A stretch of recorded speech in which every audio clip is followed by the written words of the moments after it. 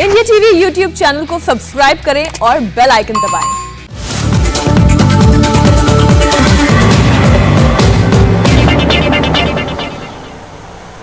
नरेंद्र मोदी को बदनाम करने के लिए 3 देशों से एक बहुत बड़ी इंटरनेशनल साजिश रची गई। एक वेब पोर्टल की आड़ में मोदी विरोधियों ने चीन से हाथ मिला लिया। चाइनीज टूल किट को एक्टिवेट करने के लिए अमेरिका और ब्राजील के रास्ते पैसे मंगवाए गए, जिसे हिंसा भड़काने और अराजकता फैलाने में लगाया गया। एंटी इंडिया फोर्सेस के खिलाफ एनफोर्समेंट डायरेक्टरेट की जांच में कुछ बातें पता चली हैं, कुछ अहम जानकारियां हमने जुटाई हैं। मोदी विरोधी स्क्रिप्ट के राइटर, डायरेक्टर और फाइनेंसर इस रिपोर्ट से सब एक्सपोज होंगे। नेविल राज सिंघम, प्रबीर पुरकायस्थ और गौतम नौलखा, इनके बीच का कनेक्शन जानते हैं आप? नेविल राज सिंघम श्रीलंका और क्यूबा मूल के कारोबारी हैं जो अमेरिका में रहते हैं। प्रबीर पुरकायस्थ इंटेलेक्चुअल कहलाते हैं और न्यूज क्लिक नाम के वेबसाइट के एडिटर हैं। तीसरे किरदार गौतम नौलखा को भी कुछ लोग इंटेलेक्चुअल बताते हैं, मगर फिलहाल वो पुणे की एल्गार परिषद केस में मुंबई की तलोजा जेल में बंद है। हिंदुस्तान की टॉप इन्वेस्टिगेशन एजेंसी ईडी इन तीनों के कनेक्शन की जांच कर रही है। इन पर लगे आरोप बहुत चौंकाने वाले हैं। विदेशी फंड से मोदी के खिलाफ साजिश, भारत में अराजकता फैलाना, मोदी सरकार को फेल बताना, मोदी की नीतियों को बदनाम करना, सरकार के खिलाफ लोगों को भड़काना, विदेशी ताकतों का एजेंडा फैलाना, गैर कानूनी तरीके से विदेशी पैसा लाना और देश विरोधियों की फंडिंग करना। हिंदुस्तान के खिलाफ विदेशी ताकतों का इंटरनेशनल टूल किट तैयार करने वाले ये 3 चेहरे असल में कितने मोहरे हैं, इसकी जांच चल रही है। अब तक जो पता चला है उसमें 3 देशों के नाम आए हैं। नंबर 1 चीन, नंबर 2 अमेरिका और नंबर 3 ब्राजील।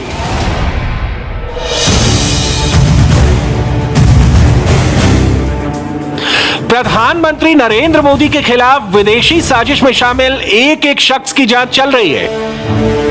आरोप है कि चीन की कम्युनिस्ट पार्टी से जुड़े एक हैंडलर ने अमेरिका में रहने वाले नेविल राज सिंघम की कंपनियों के जरिए भारत में न्यूज क्लिक वेबसाइट पोर्टल में पैसा लगाया।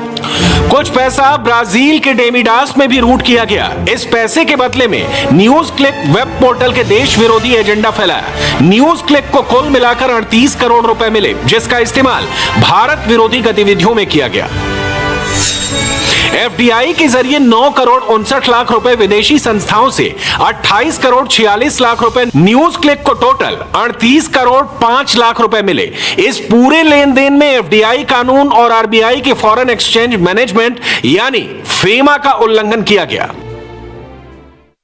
करोड़ों रुपए विदेशों से संदिग्ध रूप से हिंदुस्तान आए हैं और उनका एक ही मकसद था, हिंदुस्तान के सरकार और हिंदुस्तान का जो सिस्टम है उसको धता बताना, उसको फेल्ड बताना और विदेशों को, विदेश की जो ताकतें हैं और खास करके अन्य देशों का हिंदुस्तान में प्रोपेगेंडा करना। कुछ लोग अपने आप को एक्टिविस्ट कहते हैं, कई लोग इनको अर्बन नक्सल्स भी कहते हैं, माओइस्ट भी कहते हैं। ये लोग अपने आप को एक्टिविस्ट कहते हैं।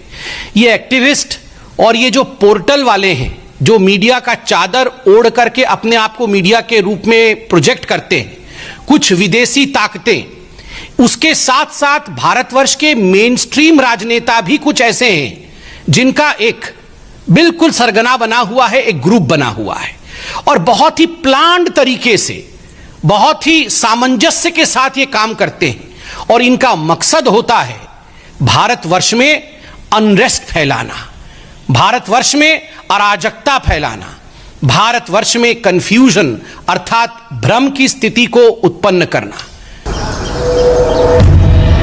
ईडी की जांच में अब तक क्या क्या मिला है हम डिटेल के साथ बताएंगे। उससे पहले न्यूज क्लिक वेबसाइट पर छपने वाली कुछ खबरों और आर्टिकल्स के सैंपल देख लेते हैं। हर खबर में मोदी विरोध, हर आर्टिकल में सरकार की आलोचना। किसी भी आर्टिकल को क्लिक करें, उसकी हेडलाइन हो या टेक्स्ट, हर लफ्ज में मोदी विरोध का टूल किट साफ साफ दिखता है।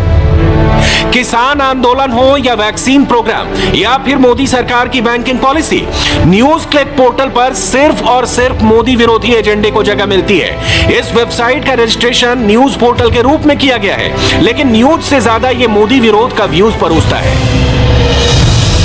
व्यूज बताना कोई अपराध नहीं है, लेकिन देश के कानूनों का उल्लंघन करना और चोरी छिपे देश विरोधियों की फंडिंग करना देशद्रोह से कम नहीं है। मीडिया संस्थान में 26% एफडीआई के नियम का उल्लंघन, हवाला के जरिए विदेशी पैसे का लेन देन, शेयर की कीमत 100 गुना बताया और कागज पर एक्सपोर्ट ऑफ सर्विसेज का झूठा दावा। मोदी विरोध का झंडा और हर कदम पर झूठ का एजेंडा। न्यूज क्लिक के एडिटर और प्रबीर पोरकायस्थ जेएनयू जैसी संस्थाओं में घूम घूम कर मोदी विरोधी लेक्चर देते हैं, सरकार की नीतियों का माखौल उड़ाते हैं और उनके वेब पोर्टल के जरिए देश विरोधी व्यूज को इंटरनेशनल हेडलाइन बनवाने में मदद करते हैं। ये टूल किट केवल हिंदुस्तान में कुछ राजनीतिक दल चला रहे हैं, ऐसा नहीं है।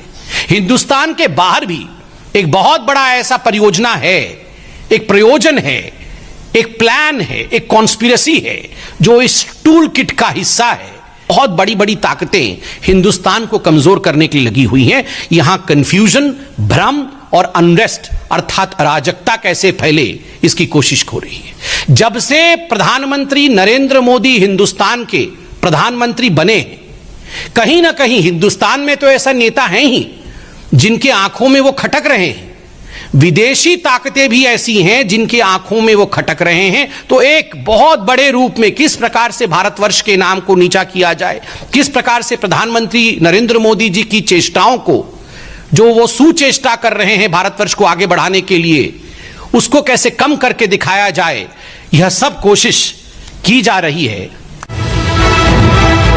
न्यूज क्लिक 2018 में बनी, तब से ही वो घाटे वाली कंपनी रही, लेकिन अमेरिका में बैठकर चीन की कम्युनिस्ट पार्टी का पैसा न्यूज क्लिक पोर्टल को भेजने वाले नोबेल राज सिंघम ने 10 रुपए के शेयर 11,500 रुपए के भाव से खरीदे। ईडी की जांच में यह भी मिला कि जिन 4 अमेरिकी कंपनियों के जरिए 28 करोड़ 46 लाख रुपए भारत भेजे गए, उन चारों के एड्रेस एक ही थे। Justice and education fund, America ने 27 करोड़ 51 लाख रुपए दिए। जीएस पैन एलएलसी, अमेरिका ने 26 लाख 98 हजार रुपए भेजे। The try continental limited, America के खाते से 49 लाख 31 हजार रुपए आए और सेंट्रो पॉपुलर डेमिडास, ब्राजील ने 2 लाख 3 हजार रुपए दिए। जस्टिस एंड एजुकेशन फंड और जीएसपीएन एलएलसी दोनों नेविल राज सिंघम से कनेक्टेड हैं। ईडी सूत्रों के मुताबिक अमेरिका और ब्राजील से जो पैसा आया वो न्यूज क्लिक की ही एक वेबसाइट के मेंटेनेंस के नाम पर आया। कागज पर एक्सपोर्ट ऑफ सर्विसेज दिखाया गया जो कभी हुआ ही नहीं। जाहिर है लेन देन का मकसद सिर्फ पैसे का ट्रांसफर था, जो चीन की कम्युनिस्ट पार्टी भारत में सक्रिय मोदी विरोधियों को भेज रही थी, जिसके लिए न्यूज क्लिक को जरिया बनाया गया। इसी साल फरवरी में ईडी ने न्यूज क्लिक के शेयर धारकों के यहां छापा मारा तो पता चला कि चाइनीज कम्युनिस्ट पार्टी के बारे में रेगुलर ईमेल एक्सचेंज हो रहे थे। अब देखते हैं कि चीन का पैसा गया कहां। ईडी सोर्सेज के मुताबिक न्यूज क्लिक को जो विदेशी पैसा आया उसमें 20 लाख 53 हजार रुपए गौतम नौलखा को दिए गए, जो भीमा कोरेगांव हिंसा केस के आरोपी हैं। 52 लाख 9 हजार रुपए बप्पादित्य सिन्हा को मिले, जो सीपीआईएम की आईटी सेल के मेंबर हैं। जोसेफ राज नाम के एक इलेक्ट्रीशियन को 1.5 करोड़ रुपए ट्रांसफर किए गए। ईडी को शक है कि ये पैसे असल में किसी और को मिले। गौतम नौलखा मुंबई की तलोजा जेल में बंद है। भीमा कोरेगांव और एल्गार परिषद की हिंसा केस के आरोपी से ईडी ने जेल में ही पूछताछ की है। आपको याद होगा कि इसी केस में एक और आरोपी फादर स्टेन स्वामी की मौत हुई तो राहुल गांधी ने आतंक के आरोपी के लिए ट्वीट किया था। राहुल ने लिखा था स्टेन स्वामी को इंसाफ नहीं मिला। उन्हीं स्टेन स्वामी के लिए न्यूज क्लिक लिखता है कि यह केस भारत के संविधान पर धब्बा है। राहुल गांधी और मोदी विरोधी न्यूज क्लिक के स्क्रिप्ट सेम टू सेम कैसे हो सकती है? क्या यह सिर्फ संयोग है या मोदी विरोध का प्रयोग है? चलिए 2 एग्जाम्पल और देखते हैं। 23 जनवरी 2019 को न्यूज क्लिक ने राफेल पर आर्टिकल लिखा तो कांग्रेस ने उसी के स्क्रिप्ट उठाकर पार्टी लाइन बना दी। इसी तरह 24 जुलाई 2019 को न्यूज क्लिक ने पीएम किसान योजना के खिलाफ माहौल बनाने वाली स्क्रिप्ट लिखी तो कांग्रेस ने उसे भी अपनी टाइमलाइन पर जगह दे दी। ये सारा पैसा किसी के माध्यम से किसी और को दिया जा रहा है। क्यों दिया जा रहा है? देश में भ्रम फैलाने के लिए एक प्राइस टैग है, देश में कंफ्यूजन फैलाने के लिए एक प्राइस टैग है, दूसरे देशों का प्रोपेगेंडा करने के लिए एक प्राइस टैग है, मोदी जी को गाली देने के लिए एक प्राइस टैग है, हमारी सरकार को नीचा दिखाने के लिए एक प्राइस टैग है।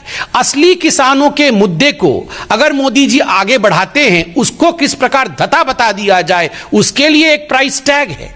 सीएए पे किस प्रकार से रोड जाम कर देना है, अगर आप करने में सक्षम हैं तो एक प्राइस टैग है। जहां भी एंटी इंडिया कोई सेंटिमेंट हो, कोई नैरेटिव हो, उसको आगे बढ़ाने के लिए एक प्राइस टैग है। और यही साजिश विदेशी ताकतों के साथ मिलकर के एंटी इंडिया फोर्सेस कर रही है। आज बीजेपी सिर्फ अंत में इतना ही कहना चाहती है कि जीतेगा तो भारत ही, भले कितनी ही ये देश विद्रोही शक्तियां, देशद्रोही शक्तियां, एंटी इंडिया फोर्सेस चाहे कितना भी काम कर ले, कितनी भी षड्यंत्र कर ले, कितने भी विदेशी देशों से पैसा ले ले, मगर जीतेगा भारत ही। मोदी विरोध के पोर्टल की जांच पिछले 5 महीने से फास्ट लेन में है। देश विरोधी स्क्रिप्ट के राइटर, डायरेक्टर और फाइनेंसर सब ईडी के रडार पर हैं। सबूत इकट्ठा हो रहे हैं। विदेशी पैसे पर देश से गद्दारी करने वालों का बचना नामुमकिन है। वैसे एक बड़ी जांच की जरूरत मुंबई को भी है, क्योंकि मुंबई में हर रोज खराब मैनेजमेंट, लचर व्यवस्था की वजह से लोग अपनी जान गंवा रहे हैं। मुंबई के चेंबूर और विक्रोली में जो कुछ हुआ, उसकी जिम्मेदारी से बीएमसी, महाराष्ट्र सरकार भाग नहीं सकती। मुंबई में जैसे ही तेज बारिश होती है, कहीं ना कहीं पर मकान गिरने, कहीं लैंडस्लाइड तो कहीं सड़क धंसने की खबर आती है। मुंबई की हालत अब ऐसी हो गई है कि बरसात के नाम से ही लोगों को अब डर लगने लगा है। साथ ही घायलों का मुफ्त इलाज करने के अब हालांकि निर्देश दिए गए हैं।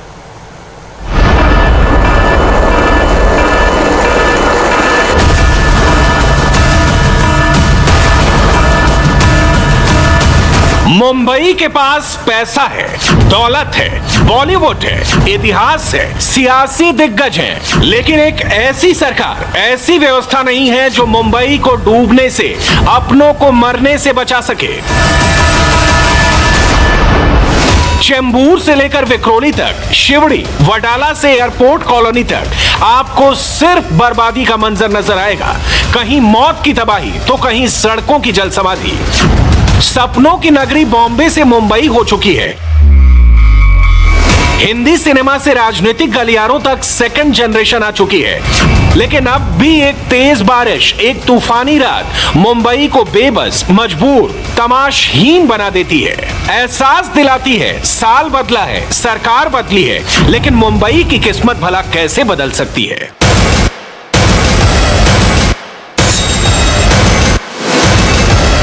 यह मुंबई का चेंबूर इलाका है। शनिवार की रात तक यहां पर 2 मंजिला झुग्गी खड़ी थी। सुबह हुई तो मलबा और लाशें ही बची।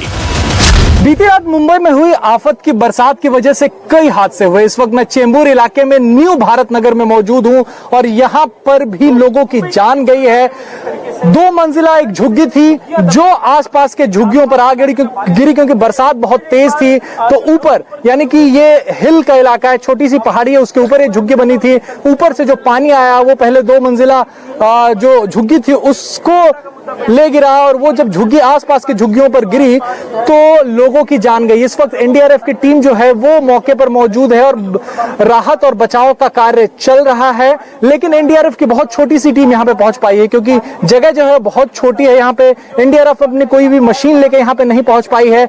मैनुअल तरीके से जो मलबा जो है वो हटाने का काम यहाँ चल रहा है और इस मलबे को यहां से दूर ले जाने में मदद जो है स्थानीय लोग कर रहे हैं। लेकिन आसपास तमाशबीन भी भारी संख्या में खड़े हैं और कई बार ऊपर से लोग फिसल रहे हैं जिन्हें पुलिस जो है वो वहां से हटा रही है। ये मलबा जो है वो हटाने में कई घंटों का वक्त लगेगा क्योंकि यहां तक पहुंचना बहुत मुश्किल है। सकरी गलियां हैं, एम्बुलेंस यहां तक नहीं पहुंच सकती। यही वजह है कि जिन लोगों को यहां से निकाला गया उन्हें अस्पताल ले जाने के लिए भी काफी मशक्कत करनी पड़ी। स्ट्रेचर भी बमुश्किल इन गलियों में जा सकती है। पुलिस पर लोगों का आरोप है, साथ ही बीएमसी पर आरोप है कि तकरीबन 1 से 1.5 घंटे बाद यहाँ पे पहुंचे हैं। शुरू में फोन नहीं उठा रहे थे, तो स्थानीय लोग हैं, उनसे बात करते हैं। क्या नाम है आपका? मोहन चौधरी। मोहन की कहाँ पे रहते हैं आप? यहीं पे रहते हैं? यहीं पे रहते हैं। कल रात क्या हुआ, कुछ आप उस वक्त थे, जाग रहे थे? जहाँ पे मुझे पता चला कि 12:30 बजे के वक्त यहाँ पे भूस्खलन हुआ है 2 जगह पे। लोग वहाँ पे करंट से मरे हैं 11 लोग, यहाँ पे 5-6 लोगों की संख्या में लोग दबे हुए हैं। जो लोग यहाँ पे मौजूद थे वहाँ लोगों से मैंने संपर्क किया, लोगों को बोला बचाने का काम शुरू करें। यहाँ पे 3-4 लोगों को बचाया गया है और 11 से 12 लोगों की मौत अभी। करंट भी लगा है लोगों को करंट भी लगा है 10 से 11 लोगों को वहाँ पे। चेंबूर हादसे में मरने वालों और घायलों की ये लिस्ट है। जिनकी मौत हुई उनमें 2 साल की बच्ची, 10 साल का बेटा भी शामिल है। किसी ने मां को खो दिया, किसी का पूरा परिवार खत्म हो गया। चेंबूर हादसे में 16 लोगों की अब तक मौत हो चुकी है, जबकि 5 घायल हैं। चेंबूर घनी आबादी वाला इलाका है, तंग गलियां हैं। रात को आफत आई, लेकिन सुबह तक सही से राहत काम शुरू नहीं हो पाया। दुख जताने नेता भी आए, संवेदना प्रकट की, साहस बांधा, लेकिन चेंबूर में ऐसा दोबारा नहीं होगा, इसकी गारंटी किसी ने नहीं दी। चेंबूर में जहां हादसा हुआ है, वाशी नाके पे 17 लोगों की इस हादसे में दुखद मौत हो गई है। वहां पे इस वक्त आदित्य ठाकरे पहुंचे हैं, महाराष्ट्र सरकार में मंत्री हैं आदित्य ठाकरे, वो पहुंचे हैं। इसके पहले दूसरे राजनेता भी यहाँ पे पहुंचे थे।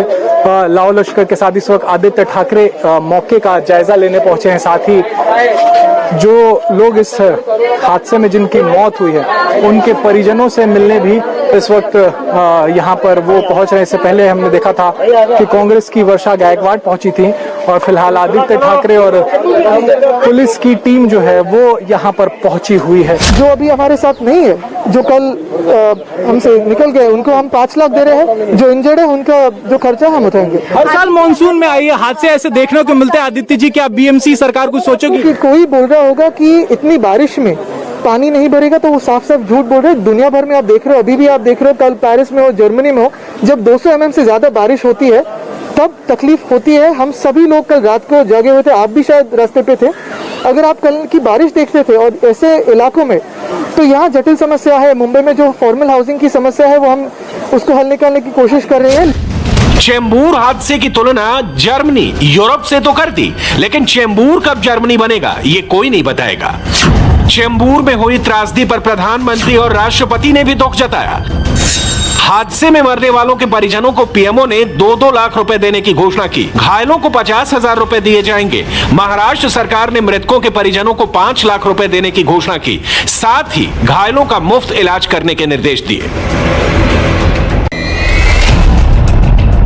ऐसा नहीं है कि मुंबई में खराब व्यवस्था, लापरवाही का खामियाजा सिर्फ चेंबूर को झेलना पड़ा, बल्कि विक्रोली में भी कई चिराग बुझ गए। शनिवार देर रात से लेकर तड़के 5 बजे तक जो जबरदस्त बारिश मुंबई में हुई, उसकी वजह से जगह जगह तबाही के मंजर नजर आ रहे हैं। उसमें से एक विक्रोली का पंचशील चौल जो सूर्यानगर में है वहां पर दिखाई दे रहा है। यहां पर लैंडस्लाइड होने की वजह से 7 से 8 जो झुग्गी झोपड़ियां थी चौल की, वो धाराशाही हो गई है। बताया जा रहा है कि जो सेफ्टी वॉल इस चौल एरिया के पीछे की तरफ बनाया गया था, उस पर ज़रूरत से ज़्यादा बारिश होने की वजह से मलबा काफ़ी ज़्यादा इकट्ठा हो गया था और उसी का दबाव नहीं झेलने की वजह से वो जो वॉल है वो कोलैप्स हो गई। और उसके कोलैप्स होने के बाद नीचे की तरफ जितनी भी रूम थे चौल के, वो सारे के सारे उसकी चपेट में आ गए। आप सामने देखिए, ये जो रूम है जहाँ पर मलबा है वहाँ पर एक बेड है, तो ये सामने जो एक रूम है यहाँ पर सामने की तरफ मंदिर बना हुआ है। एक टीवी भी यहाँ पर बगल में रखी हुई है और सामने आप अगर देखें तो इस समय भी रेस्क्यू ऑपरेशन यहाँ पर फायर ब्रिगेड की टीम और एनडीआरएफ की मिलकर कर रही हैं। तड़के 4 बजे के करीब ये घटना होने की वजह से 4 बजे आधे घंटे के अंदर एनडीआरएफ और फायर ब्रिगेड की टीम स्पॉट पर पहुंच गई। एक हिलटॉप एरिया है जहां पर ये पूरा का पूरा जो चौल एरिया है वो बसा हुआ है। ऐसे में इस तरीके का हादसा हर साल यहाँ के लोगों को झेलने को पड़ता है। बीएमसी का ये दावा रहता है कि जब भी बारिश होती है यहाँ के आसपास के जो लोग हैं उन्हें नोटिस दे दिया जाता है ताकि वो सेफ जगह पे शिफ्ट कर जाएं, लेकिन हर बार इस तरीके के हादसे कई सारे सवाल उठाते हैं कि क्या बीएमसी की सिर्फ जिम्मेदारी एक नोटिस देकर ही छोड़ देना, लोगों को अपने हाल में ही उनकी इतनी जिम्मेदारी है कि उन्हें दूसरी जगह पर शिफ्ट करना भी एक जिम्मेदारी है। विक्रोली पूरा पहाड़ी इलाका है। इस इलाके में पिछले कई दशकों से झुग्गी झोपड़ियां मौजूद हैं। पिछले कई साल से लगातार अवैध तरीके से यहां पर कई झुग्गी बनाई गई हैं। जब लैंडस्लाइड हुआ तो पहाड़ का मलबा इन मकानों पर आ गिरा। विक्रोली का इलाका ऐसा है कि इसके अंदर न एम्बुलेंस न फायर ब्रिगेड तक पहुंच सकती है। ऐसे में लोकल लोग मदद के लिए आगे बढ़े। एम्बुलेंस हो गया, आपका फायर ब्रिगेड हो गया, कोई भी चीज़ गाड़ी अंदर आ नहीं सकती है क्योंकि सुविधा पूरी मिल सकती नहीं, क्योंकि सिचुएशन इतना खराब है, ना कोई अंदर पहुंच पा रहा बराबर। 3 से 4 लोगों को बचाया है, निकाला यहाँ से। एम्बुलेंस रिक्शे में 4 से 5 लोगों को भेजा है पास करने के लिए। उसके बाद एम्बुलेंस में डाल के हमने राजावाड़ी हॉस्पिटल और किसी को शताब्दी हॉस्पिटल भेजा है। विक्रोली में 8 लोगों की किस्मत दगा दे गई। हालांकि कुछ लोगों की किस्मत ने साथ दिया और मलबे के पहाड़ की चपेट में आने से बच गए। क्या हुआ था ये, कितने बजे घटना हुई थी एग्जैक्टली जरा बताइए। 2 बजे रात को घटना हुई। जो हार वाला था वो 1 बजे रात को मैं नहा रहा था, मुझसे मिला। उसके बाद हम लोग लेटे नहा के 2 बजे रात को वो उसको मर गया, उसको पूरा दीवार गिर गया उधर से। अच्छा, हादसा कितने बजे हुआ है? 2 बजे रात को। 2 बजे। एक तेज बारिश हो रही जी, थी? बहुत बारिश हो रही थी, बहुत जोर की। तो ये जो आप जिनकी मृत्यु बता रहे हैं घर पर हुई, ये कहाँ पर थे? आपके घर ये मेरे घर ऊपर, उनका रूम ऊपर है, मेरा रूम नीचे। मेरे रूम में पूरा माटी पहाड़ी पे से पूरा बोनी का कचरा सब आया है, पूरा वैसे है। तो ये हादसा एग्जैक्टली हुआ किस वजह से? दीवार गिरने को, जिस कचरे से हुआ साहब, दीवार कचरा सब कुछ उसमें मिक्स। ये हेडलाइन साल 2017 की है, जब विक्रोली में लैंडस्लाइड से 3 लोगों की मौत हुई थी। ये खबर 2018 की है, जब मुंबई के वडाला में बरसात से जमीन धंस गई थी। करीब 15 गाड़ियां फंस गई थी। ये हेडलाइन पिछले साल की है, जब कांदीवली में लैंडस्लाइड हुआ था। अगर आप मुंबई की मॉनसून हिस्ट्री देखेंगे तो सिर्फ तारीख बदलेगी, लेकिन तस्वीरें और हालात नहीं। पिछले 29 साल में चट्टान खिसकने से मुंबई में 290 लोगों की मौत हुई। इस दौरान 300 से ज्यादा लोग घायल हुए। 22,483 लोगों के घर अभी भी असुरक्षित चट्टानों के पास बने हैं। मुंबई के 25 विधानसभा क्षेत्र में 257 जगह डेंजरस जोन में शामिल है। जब तक सिर्फ कागजों पर खतरे का जिक्र होता है, तब तक कहां कोई कार्रवाई की जाती है। जब तक चेंबूर और विक्रोली जैसा हादसा नहीं होता, तब तक मुंबई में कहां किसी को किसी की जान की फिक्र होती है। 2021-22 के बीएमसी बजट में 150 करोड़ रुपए का फंड सिर्फ मॉनसून के बाढ़ से निपटने के लिए बना। बजट बन गया है तो एक ना एक दिन काम भी हो जाएगा। मुंबई में जल्दी किसको है? आखिर बाढ़ बारिश हर साल की बात है ना। मुंबई के निचले इलाकों का भी बुरा हाल है। एयरपोर्ट कॉलोनी तो पूरी तरह से पानी में डूब चुकी है। इस वक्त ये तस्वीरें हैं कलीना के एयरपोर्ट कॉलोनी की, जहां पर आप देख सकते हैं कि घुटनों के ऊपर तक जो पानी है वो यहां पर भरा हुआ नजर आ रहा है। जहां इस वक्त हम मौजूद हैं वहां पर पानी थोड़ा सा कम है, लेकिन जैसे जैसे आप सोसाइटी के और अंदर जाएंगे पानी का जो स्तर है वो 4 से 5 फीट ऊपर तक है। तस्वीरों के जरिए हम आपको दिखा रहे हैं कि जो गाड़ियां हैं वो आधी से ज्यादा जो है डूब चुकी है। और सोसाइटी का एंट्रेंस अगर आप देख पाए तो सोसाइटी के एंट्रेंस के अंदर तक पानी भर गया है। ऐसे में आप सोचिए कि जिस सोसाइटी में आप रहते हैं उसके गेट तक 2 से 3 फीट अगर पानी भरा हो, और अगर आपको किसी काम के लिए बाहर जाना हो, कोई जरूरी काज के लिए जाना हो, तो कैसे निकल पाएंगे। ये खस्ता हालत है मुंबई की। एयरपोर्ट कॉलोनी हो या फिर शिवड़ी, हर जगह अब पानी ही पानी है। लेकिन हालात तब और खराब हो गए जब शिवड़ी इलाके की सड़क टूट गई। भारी बारिश के चलते मुंबई के सिवड़ी इलाके में सिवड़ी क्रॉस रोड पर सबसे पहले सड़क फटी और उसके बाद सड़क का एक बड़ा हिस्सा जमीन में धंस गया। सबसे पहले आपको यहाँ पर तस्वीरें दिखाते हैं। आप देखिए सड़क यहाँ से फटनी शुरू हुई है, एक बड़ी सी दरार आपको दिखाई देगी। लेकिन जैसे से आप तस्वीरें देखेंगे, थोड़ा और आगे जाएंगे तो सड़क का एक बड़ा हिस्सा जो है वो जमीन में धंस गया है। इससे आप अंदाजा लगा सकते हैं, चूंकि देर रात ये घटना हुई थी इसलिए यहाँ पर कोई जनहानि नहीं हुई। यहाँ पर एक टेम्पो पार्क था जो कि इस सड़क धंसने की जगह पर अंदर गड्ढे में गिर गया था, लेकिन उसे बाद में निकाल लिया गया। और उसके बाद में यहाँ पर अब तस्वीरें देखिए, इस पूरे रोड को बैरिकेटिंग कर दिया गया है, यहाँ से गाड़ियों की आवाजाही बंद कर दी गई है। लेकिन जिस तरह से ये सड़क धंसी है उसको लेकर कई तरह के सवाल उठाए जा रहे हैं। स्थानीय लोग भी यहाँ से हैं, यहाँ पर उनसे बात करते हैं। बताइए कि कितने बजे की घटना है, कैसे घटित हुई? ये रात में 1:30 बजे की घटना है। बाजू में कंस्ट्रक्शन का काम चल रहा है और अचानक में 1.5 घंटा लगा कि ज़मीन पूरी यहाँ से लेके वहाँ तक फटना शुरू हो गई और एक टेम्पो खड़ी थी वो धंस चुकी। और हमारी ये अपील है बीएमसी कमिश्नर से, इसका जो भी जवाबदार है उसके ऊपर सख्त से सख्त कार्रवाई होनी चाहिए। अगर दिन में होता कम से कम 8 से 10 लोग मर जाते थे। वाकई तस्वीरें बता रही हैं कि अगर ये सड़क दिन में ऐसे धंस जाती, टूट जाती तो कितना भयानक हादसा हो सकता था। शिवड़ी की तस्वीरें देख ली, अब कांदीवली का हाल देखिए, जहां पर 400 गाड़ियों की जल समाधि बन गई।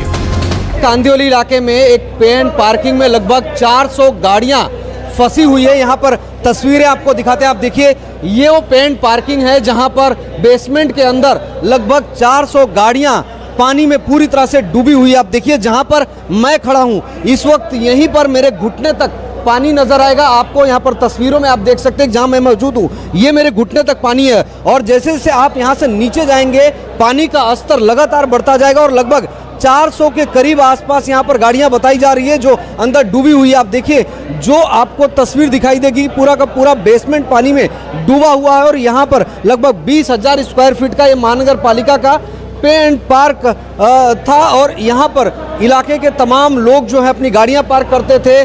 बड़ी बड़ी लग्जरी गाड़ियाँ यहाँ पर पार्क की गई है। यहाँ पर कितनी गाड़ियाँ और कौन कौन सी गाड़ियाँ? देखिए करीबन 450 के ऊपर गाड़ियाँ हैं। मैं महाराष्ट्र नवनिर्माण सेना का विभाग अध्यक्ष हूँ, मेरा ऑफिस यहाँ पर है। हमने अब तक 236 गाड़ियों का रजिस्ट्रेशन किया है, जिनको ज़्यादातर यहाँ पर ऑटो रिक्शा है, प्राइवेट गाड़ियाँ है, लग्जरियस गाड़ियाँ है। कुछ लोगों ने गाड़ियाँ 2 दिन पहले खरीदी है, जैसे क्रेटा है, अर्टिगा है, वैसी गाड़ियाँ 2 दिन पहले नई गाड़ी है, ये नई गाड़ियाँ भी अंदर डूब गई है। जैसे ही मुंबई के ऊपर बादल छाते होंगे तो लोगों को अब डर लगने लगता होगा, क्योंकि पता नहीं कब कहां पर कौन सी दीवार गिर जाए, कहां पर मकान ढह जाए, कहां पर गाड़ियां डूब जाएं। अब तो हाल ये हो गया है कि मॉनसून से डरिए, क्योंकि आप मुंबई में हैं। और क्या नवजोत सिंह सिद्धू ने पंजाब में ठोक दी किल्ली? यह सवाल इसलिए कि जिस तरह सिद्धू घूम घूम कर नेताओं और विधायकों से मिल रहे हैं, उससे संकेत यही है कि उन्हें आलाकमान से बड़ा आश्वासन मिला है, जबकि कैप्टन सोनिया गांधी को एक चिट्ठी लिखने के बाद पूरी तरह से खामोश है। बल्कि उन्होंने प्रताप सिंह बाजवा जैसे धुर विरोधियों को घर बुलाकर चाय पिलाना शुरू कर दिया है। कांग्रेस ने अब तक सिद्धू को लेकर कोई बड़ा ऐलान नहीं किया, जिससे यह साफ है कि अंदर की तनातनी खत्म नहीं हुई है। आलाकमान का भेजा फॉर्मूला कैप्टन को पूरी तरह गले नहीं उतरा है। पंजाब कांग्रेस में क्या चल रहा है? गांधी परिवार क्या सोच रहा है? कैप्टन सिद्धू की जंग के पीछे कौन है? ये वो सवाल हैं जो पंजाब के सियासी हलके में नाच रहे हैं। चुनाव से 6 महीने पहले कांग्रेस पार्टी जो कर रही है, कैप्टन और सिद्धू की जैसी तस्वीरें आ रही हैं, वो बता रही हैं कि ये खाना जंगी पंजाब में जीतती हुई कांग्रेस को हरा सकती है।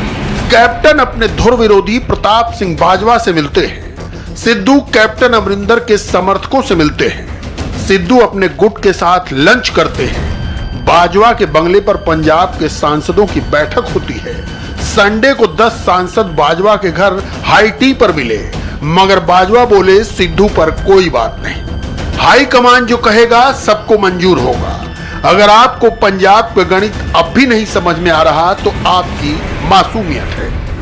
को अध्यक्ष बनाने पर पार्टी 2 हिस्सों में बटी हुई दिख रही है। एक तरफ कैप्टन अमरिंदर सिंह है जो और उनके साथ जो विधायक है, और दूसरी तरफ सिद्धू अपने साथ विधायकों को इकट्ठा। भैया कोई भी बटा नहीं है कांग्रेस में। पहली बात तो हमारे लीडर हैं सोनिया जी और राहुल गांधी। एक दूसरी बात है ये दोनों ही सिद्धू हैं। आप किस गुट की बात कर रहे हो? कैप्टन अमरिंदर सिंह भी सिद्धू है, नवजोत सिंह भी सिद्धू, तो गुट कौन सा रह गया? अभी तो बटा हुआ दिख रहा है। कहाँ बटा हुआ दिख रहा है? दोनों पटियाला के हैं, एक चाचा है एक भतीजा, बटे कहाँ है? ये एक स्टेज पर सारे होंगे, आप देखना आगे भी होते रहे, अब भी होंगे, सारे हम इकट्ठे होंगे कांग्रेस बनाने पर। क्या कैप्टन अमरिंदर सिंह या आप लोग तैयार हैं? आप लोग स्वीकार करेंगे? भाई अमरिंदर सिंह जी का व्यू तो अमरिंदर सिंह जी से लीजिए। प्रताप सिंह का व्यू ये है कि सोनिया जी जिसको भी बनाएंगे, किसी जाति का बनाएंगे, किसी उम्र का बताएंगे, किसी काबिलियत का बनाएंगे, हम उसको कबूल करेंगे। कैप्टन अमरिंदर सिंह से आपके लंबे समय तक डिफरेंसेस रहे, लेकिन कल आपकी अचानक बैठक हुई, तो ये क्या सिद्धू को अध्यक्ष बनाने की बात चली इसलिए, या फिर अब चुनाव आने वाले हैं इसलिए भी कैप्टन का रुख? भैया ये ऐसा नहीं है। हमारा तो है कि इलेक्शन कैसे जीतने। जब मैं ही कैंडिडेट हूँ, ना चीफ मिनिस्टरशिप का कैंडिडेट हूँ, ना प्रदेश कांग्रेस का, तो मुझे क्या जरूरत थी वहां जाने की?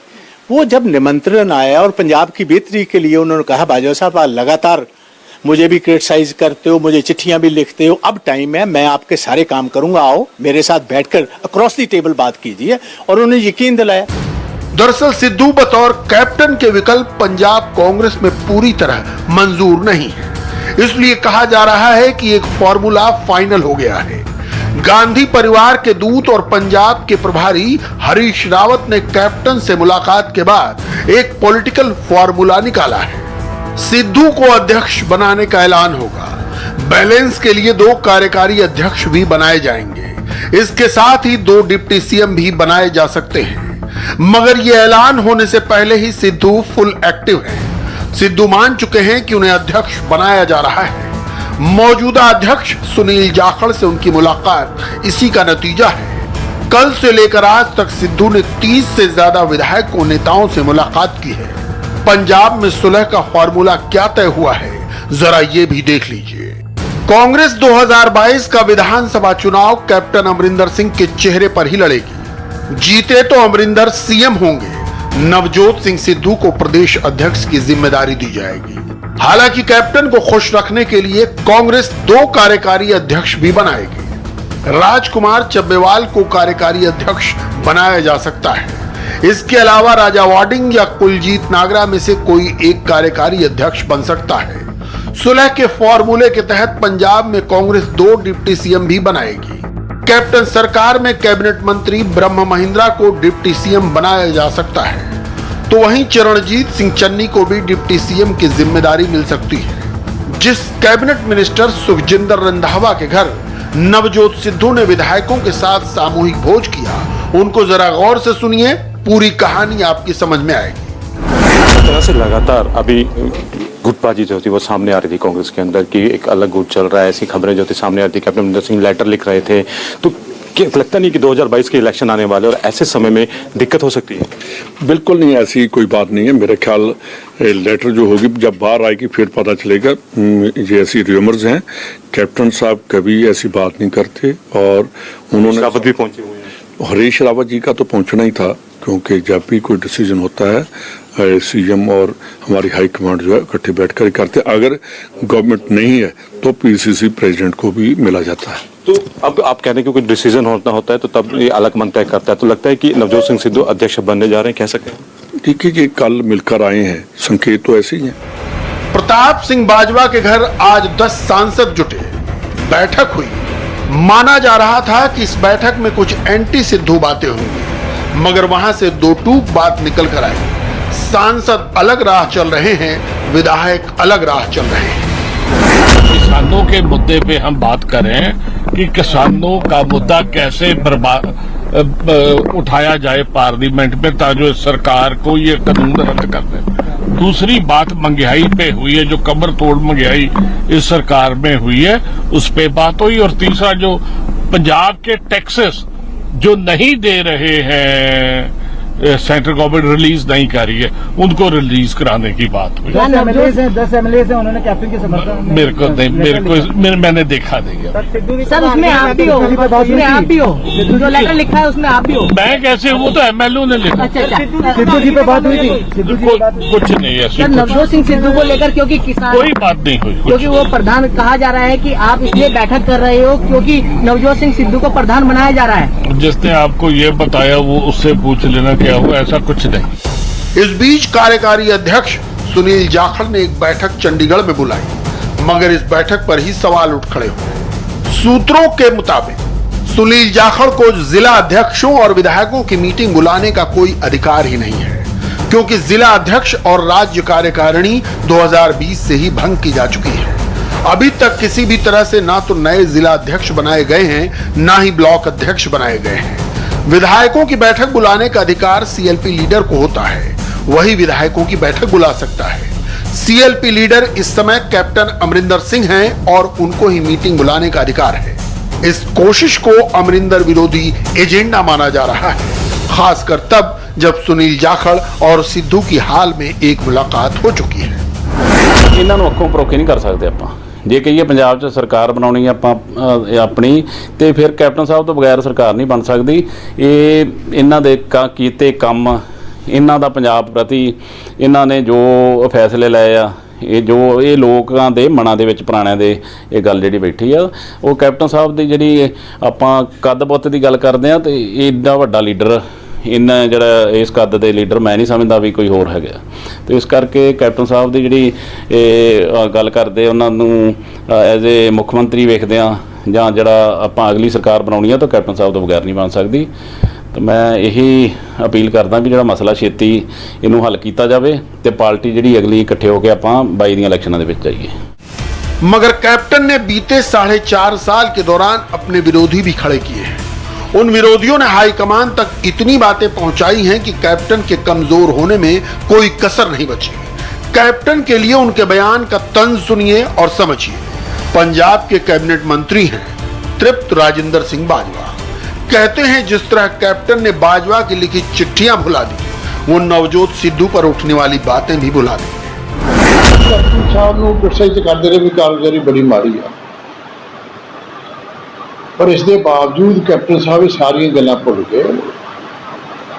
ਉਹਨਾਂ ਨੂੰ ਮਿਲੇ ਹੈ ਕੈਪਟਨ ਸਾਹਿਬ ਦੀ ਵੱਡੇ ਦਿਲ ਦੀ ਨਿਸ਼ਾਨੀ ਹੈ। ਮੇਰਾ ਖਿਆਲ ਇਸੇ ਤਰ੍ਹਾਂ ਹੀ ਕੈਪਟਨ ਸਾਹਿਬ ਜਿਹੜਾ ਰੌਲਾ ਪਿਆ ਵੀ ਸਿੱਧੂ ਦੇ ਟਵੀਟਾਂ ਦਾ ਰੌਲਾ ਵਾ, ਮੇਰਾ ਖਿਆਲ ਇਸੇ ਤਰ੍ਹਾਂ ਦੀ ਮਿਸਾਲ ਕੈਪਟਨ ਸਾਹਿਬ ਕਾਂਗਰਸ ਦੇ ਭਲੇ ਵਾਸਤੇ ਸਿੱਧੂ ਸਾਹਿਬ ਦੇ ਟਵੀਟ ਵੀ ਸ਼ਾਇਦ ਭੁੱਲ ਜਾਣਗੇ, ਭੁੱਲ ਜਾਣੇ ਚਾਹੀਦੇ ਵੀ ਆ।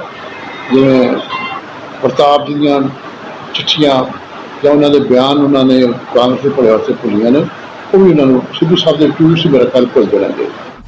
चुनाव के 6 महीने बचे हैं। जब पार्टी को चुनाव की तैयारी करनी चाहिए, वो अंतर कलह में उलझी है। कहावत है पैर पर कुल्हाड़ी मारना। कांग्रेस की कहानी है कुल्हाड़ी पर पैर मारना। कम से कम पंजाब में यही दिख रहा है। पंजाब में कांग्रेस को चुनौती देने के लिए अकालियों ने बहुजन समाज पार्टी से हाथ मिलाया है। ये पंजाब के 32% दलितों को अपनी ओर अट्रैक्ट करने की एक चाल है। मगर वही दलित वोट बैंक वाली बीएसपी यूपी में एक बार फिर 2007 वाला ब्राह्मण दलित कार्ड खेलने की तैयारी में है। वहां ये वोट बैंक जोड़कर 35% हो जाता है। इस बार हिंदुत्व के ग्राउंड जीरो अयोध्या में वो सम्मेलन बुलाने की तैयारी कर रही है। मैं इनको सन 2007 की तरह फिर से बीएसपी में जोड़ने के लिए इसी महीने 23 जुलाई से मेरे दिशा निर्देशन में बीएसपी के राष्ट्रीय महासचिव व राज्यसभा सांसद श्री सतीश चंद्र मिश्रा जी के नेतृत्व में इनकी धार्मिक भावनाओं को भी ध्यान में रखकर ये अभियान अयोध्या से शुरू किया जा रहा है। मुझे पूरी उम्मीद है कि यूपी के ब्राह्मण समाज के लोग अपने मान सम्मान व सुरक्षा तथा अपनी तरक्की आदि के लिए फिर से बीएसपी से जुड़कर इस बार अपनी सर्व समाज की लोकप्रिय सरकार जरूर बनाएंगे। और इस बार ये लोग भारतीय जनता पार्टी के किसी भी बहकावे में नहीं आएंगे, किसी भी हथकंडे के बहकावे में नहीं आएंगे। पिछला नारा था हाथी नहीं गणेश है, ब्रह्मा विष्णु महेश है। इस बार का नारा क्या होगा ये देखना है। और एक छोटे से ब्रेक के बाद लौटते हैं इस वक्त की हेडलाइंस के साथ।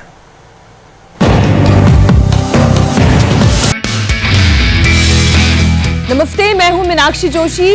वीडियो और खबरों से अपडेट रहने के लिए India TV YouTube channel subscribe करें, बेल आइकन दबाना ना भूलें। जुड़े रहें इंडिया टीवी के साथ।